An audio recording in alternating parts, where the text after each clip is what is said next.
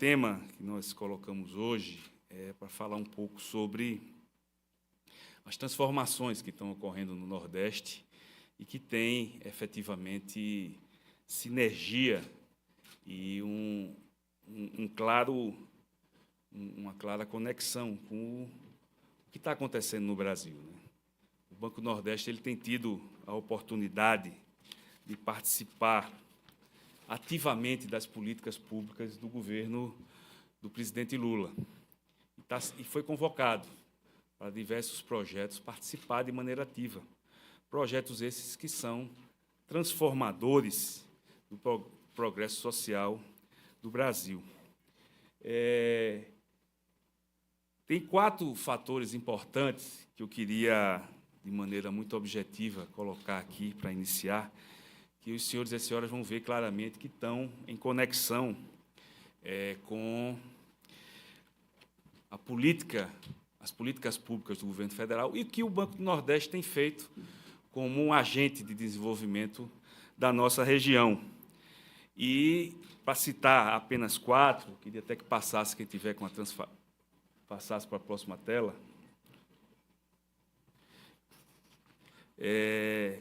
Queria citar aqui o programa Nova Indústria Brasil, que todos nós sabemos a importância da indústria como vetor de progresso do desenvolvimento, progresso social. E o BNB se engajou em diversos segmentos industriais do Nordeste.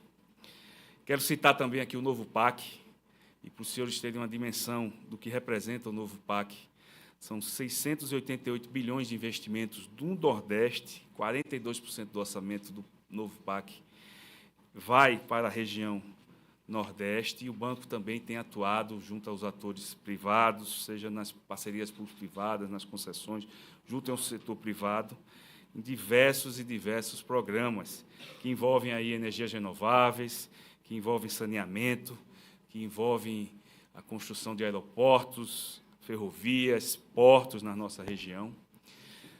Outro fator importante de transformação do progresso social é o Acredita, que é o apoio à micro e pequena empresa e ao empreendedorismo.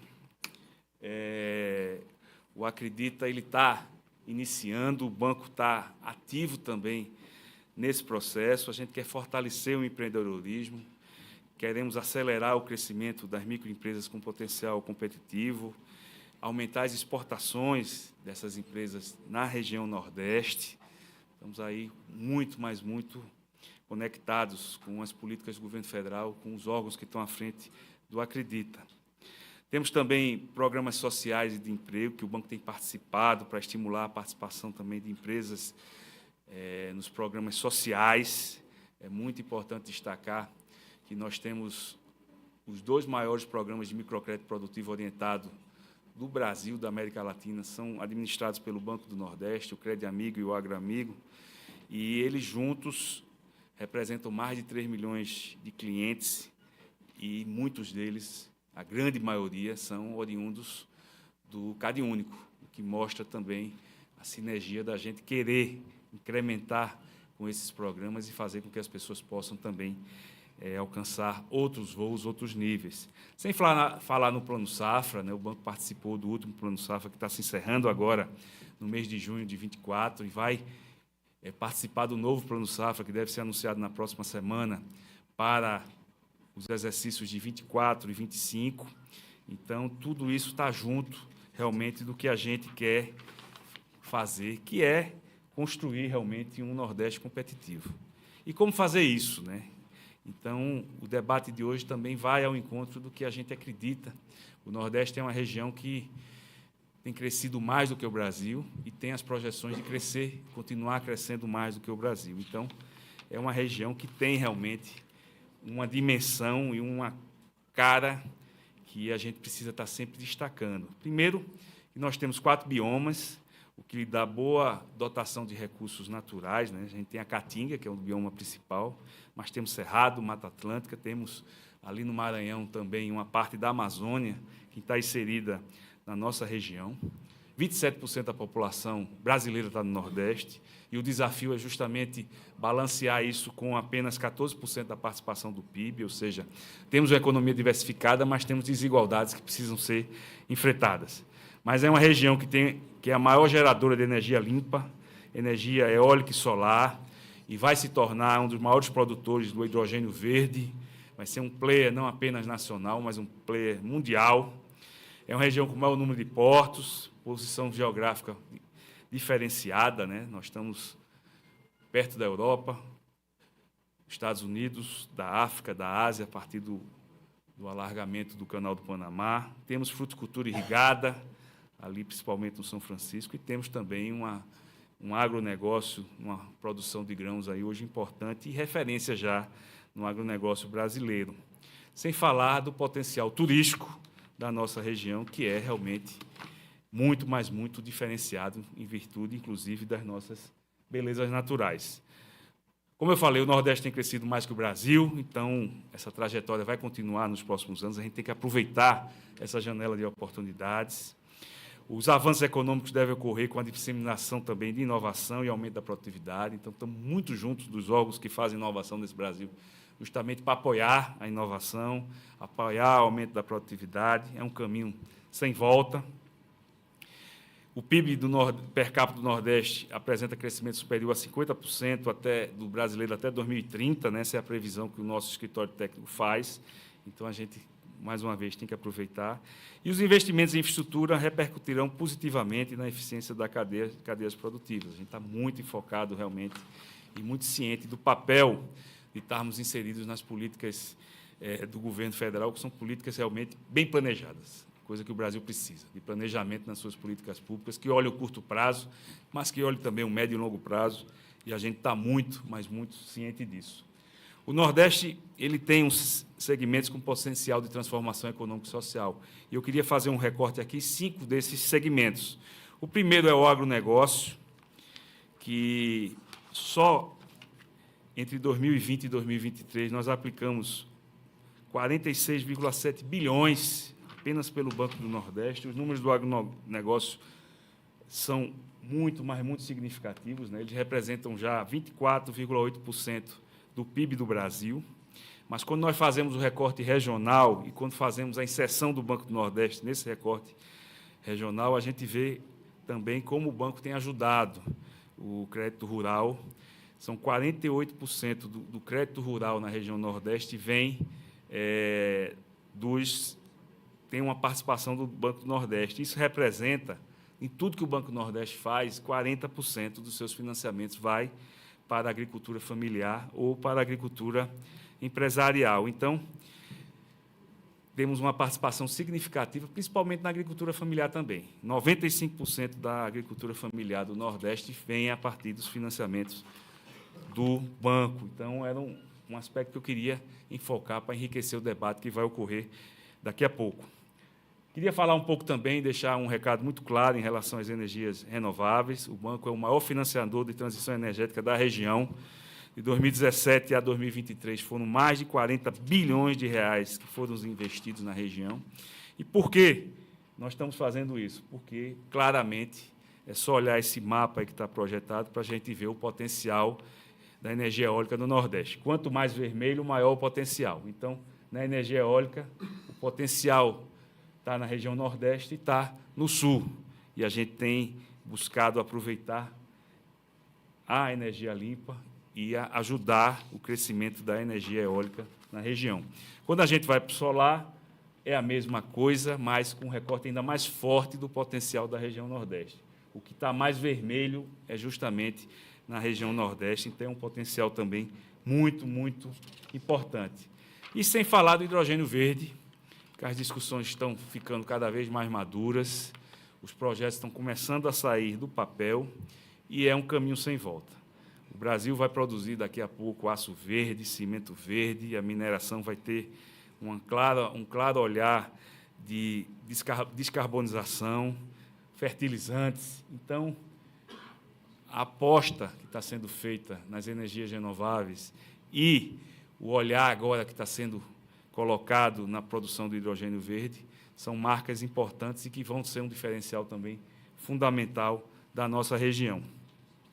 Queria também falar um pouco do saneamento, que estamos atrasados, mas precisamos correr e dar celeridade justamente para diminuir esses atrasos.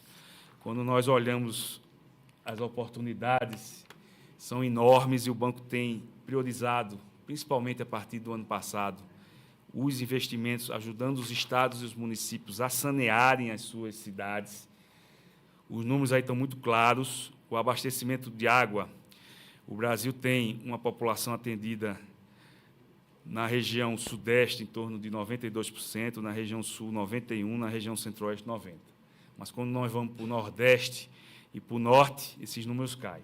O nordeste com 75% apenas da sua população atendida com abastecimento de água regular e o norte 60%. Então, essa agenda é prioritária, essa agenda está atrasada e essa agenda tem que continuar. E no esgotamento sanitário nem se fala, aí que nós estamos atrasados mesmo. O sul, com 82% da população atendida, ainda precisa avançar, esse número precisa universalizar nos próximos anos.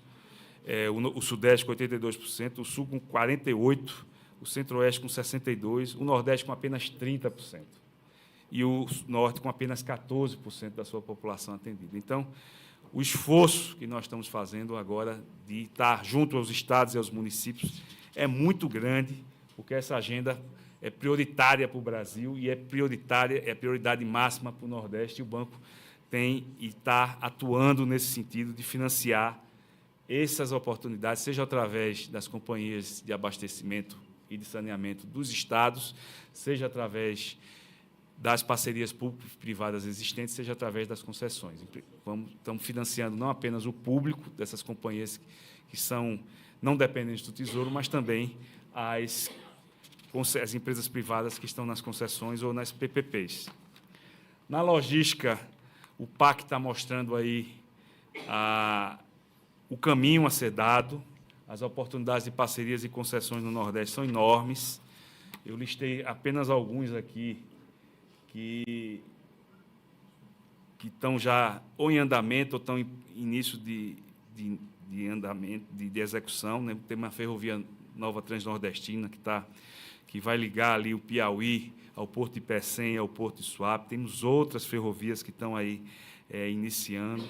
Tem uma série de concessões também ferroviárias. O Brasil precisa retomar com propriedade essa agenda e fazer com que ela realmente avance. A questão de portos, também muito presentes, seja o Porto de Pecém, no Ceará, seja o Porto de Suape, no Recife, os de Salvador, o do Maranhão, de Aratu, ou seja, vários que o banco tem atuado também de maneira muito parceira, ajudando nos financiamentos, sem falar também nos grandes players da aviação e também na aviação regional. E outro tópico que a gente queria recortar aqui é a questão do turismo, né? A vocação nordestina e a importância estratégica realmente do turismo. E eu queria destacar alguns pontos que o banco também tem atuado. Primeiro, o Nordeste, todos nós sabemos das vantagens comparativas no turismo de lazer, em virtude do seu litoral, né? São praias belíssimas, e da cultura, do patrimônio histórico e cultural, que é muito rico e diversificado. Fora isso, a questão dos negócios, que precisam também estar bem planejados. O turismo de negócio hoje é também um elemento-chave nesse processo. O setor de hotelaria está tendo um tratamento também adequado, tanto no aspecto dos resorts, mas também nos outros aspectos. E é uma cadeia do turismo que gera muito valor agregado, né? Porque emprega muito, tem toda uma gastronomia envolvida, tem todo um aspecto do lazer, ou seja, é uma retroalimentação permanente. A infraestrutura dos aeroportos melhoraram muito, então isso também é um facilitador, e só nos últimos 2 anos, né, 22 e 23, mais de 1 bilhão foi financiado na região através do banco, com um potencial muito maior para os próximos anos. E eu queria também falar um pouco do BNB e a competitividade do Nordeste, só para dar também os grandes números do que é o banco hoje, do Nordeste, e como ele está estruturado para ajudar o Brasil a crescer e para ajudar a nossa região a se desenvolver. O Banco Nordeste ele atua em mais de 2.000 municípios, para ser exato, 2.074, são os 9 estados da região Nordeste, mais o norte de Minas e o norte do Espírito Santo, 5,7 clientes ativos, ou seja, quase 6 milhões, 293 agências, né? Vamos ter mais 4 esse ano no norte de Minas. Unidades específicas para o microcrédito produtivo orientado, que é o Crédito Amigo e o Agroamigo. E uma participação no crédito de longo prazo da região de 53,6%. Ou seja, o banco é realmente um parceiro para o crédito de longo prazo da região. E quando nós fazemos o recorte apenas industrial e comercial, esse número ainda cresce mais, vai para 60% do financiamento de longo prazo é feito pelo banco, e quando fazemos o recorte da agroindústria, esse número chega a 49%, 48%. O ano passado nós tivemos resultados recordes, né? Lucro recorde, contratações recorde do FNE, foram 43,7 bilhões do Fundo Constitucional.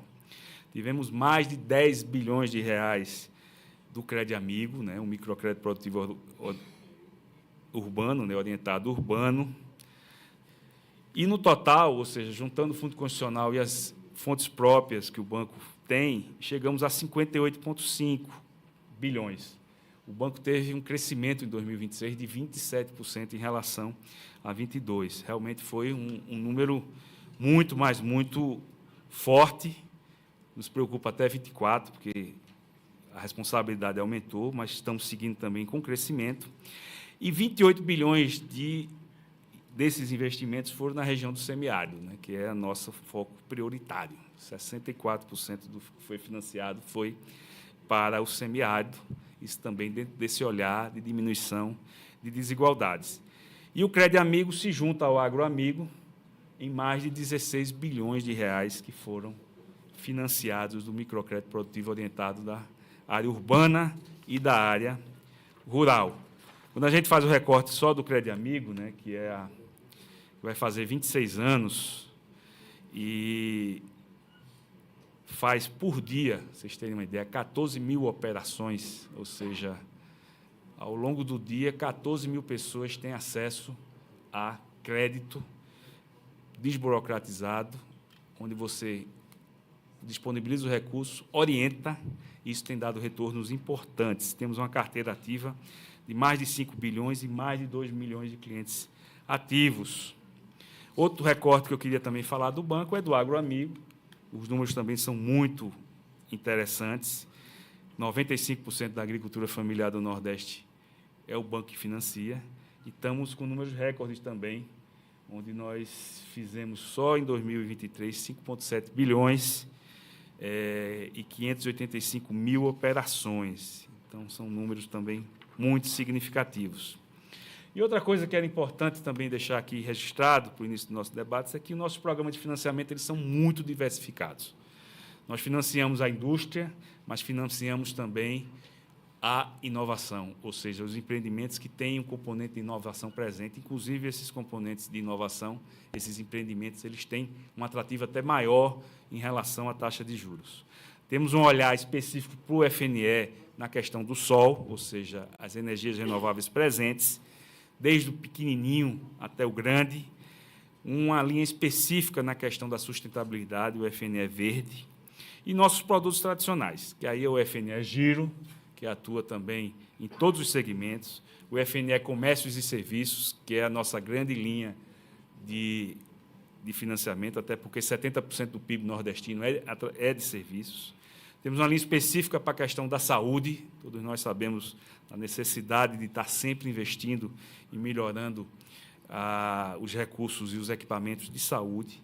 O turismo tem essa linha específica, a infraestrutura, que hoje está muito concentrada nas energias renováveis e nas linhas de saneamento dos estados e municípios, e o FNE Rural, que olha claramente o mundo rural, seja no agronegócio, seja na agricultura familiar. As condições gerais de financiamento, para quem conhece o banco, elas são diferenciadas, né? O banco tem taxas menores, tem prazos maiores e tem carência compatível aí com o tamanho do empreendimento e com a área prioritária. O foco prioritário do banco é o micro e o pequeno. 62% dos nossos recursos vão para esse segmento. Mas não deixamos de atuar com 40%, quase 40% dos nossos recursos olhando o médio e olhando o grande e olhando as estratégias de desenvolvimento da região. E, por fim, eu queria deixar algumas considerações gerais aqui também, que eu acho importantes para a gente colocar. Primeiro, na história mundial recente, os países que conseguiram aumentar sua produtividade, com isso obter ganhos salariais e sociais relevantes, todos focaram em ser mais competitivos, né? Então, isso envolve muita coisa, mas estão dentro da estratégia que a gente está atuando, ou seja, capacitação de mão de obra, melhoria da qualidade de mão de obra. E aí, o SEBRAE, que hoje também está aqui, eu tenho essa honra do presidente desta aqui, ele vai falar sobre as parcerias que estão para melhorar essa qualificação cada vez mais. E a questão da infraestrutura, né? A infraestrutura está melhorando muito na região, seja na área da energia, seja na área das estradas portuárias, dos portos, aeroportos, seja na questão também do saneamento das cidades. Então, isso vai realmente criar um ambiente cada vez melhor de se investir e de melhoria da produtividade. Sem falar dos fundos constitucionais que nos ajudam a ser mais competitivos, a terem taxas mais atrativas. Então, isso também é um fator importante para se investir no Nordeste, ou seja, mão de obra qualificada, que tem melhorado muito, melhoria da infraestrutura e benefícios fiscais atrativos. Nós temos clareza de que tudo que a gente faz tem que se investir em tecnologias, ciência e inovação. O Brasil ficou atrasado nisso, principalmente nos últimos anos, e agora a gente precisa ir atrás desse tempo perdido, né? Precisamos melhorar a produtividade. O Nordeste tem que começar a pensar também na produção mundial, para o mundo, e não apenas para o mercado local. Vamos continuar atuando no mercado local, mas temos que pensar no mundo. Sem a infraestrutura, isso não vai acontecer, por isso que o custo da logística e da produção permanece elevado, mas isso precisa diminuir, isso precisa ser trabalhado. A gente está fazendo esses investimentos justamente para isso, e o novo PAC vai nessa direção. O novo PAC vai, claramente, no olhar destacado para a melhoria da infraestrutura do Nordeste.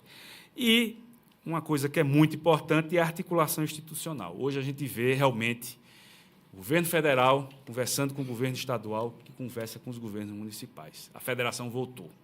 Eu tive a oportunidade de ser governador de Pernambuco durante 8 anos, no momento onde a federação deixou de existir. Era cada um se virando. E os estados sofreram muito com isso, principalmente no período da pandemia. E o Nordeste deu um exemplo também, quando se criou um consórcio Nordeste, quando se articulou, quando enfrentou a pandemia da forma responsável, tanto é que foi a região com menos taxa de mortalidade do Brasil, mas isso é passado. O que a gente vê agora é a federação funcionando. O governo Lula tem uma visão federativa necessária, prioritária, então a gente também aposta muito nisso para avançar, para que o Nordeste realmente seja cada vez mais competitivo. E isso é o que eu queria deixar de recado. Essa é a missão do Banco do Nordeste, está atuando realmente para desenvolver nossa região, para gerar emprego, para gerar renda, mas principalmente para dar oportunidade à população nordestina de empreender, de saber que ela pode também realizar sonhos através do seu próprio esforço, através de linhas de crédito que sejam acessíveis, que deem a contribuição orientativa, que tenham os juros mais baratos e que tenham realmente uma condição de dar retorno. E a gente vê esse retorno acontecendo, até porque o banco tem taxas de inadimplência muito pequenas, o que mostra claramente que as pessoas querem empreender, são responsáveis, e isso tem dado retorno para a nossa região. Então, eu queria agradecer o Correio Brasiliense essa oportunidade, fazer essa rápida apresentação aqui sobre a nossa região e sobre o Banco do Nordeste, nos colocar à disposição e realmente ter uma manhã de trabalho, de contribuição para o desenvolvimento da nossa região. Muito obrigado a todos e um bom dia.